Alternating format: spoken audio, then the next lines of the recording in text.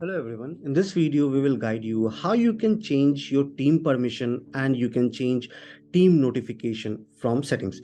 So we do have two modules for this. One is access management and second is settings module from where you can go ahead and make the changes. So I will go ahead with the access management first of all. So on your left hand side, you will see access management option. Please click on this. Now, here is the teams which are available on TranZact. So suppose for purchase team or for my accounts team, I want to make changes in the permission and communication. How I can do it? You need to go on three dots. Here you will find permission option. So let us go ahead with the permission option first of all. So this is your entire team permission. You can very well go ahead and make the changes as per your requirement. For brief, you can refer our how to change team permission video in order to see that detailed explanation around the team permission.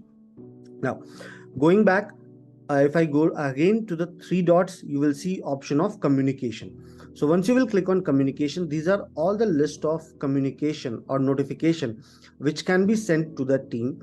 So you can very well go ahead and select the communication as per your requirement, and after that you need to click on save, and accordingly the communication will get saved.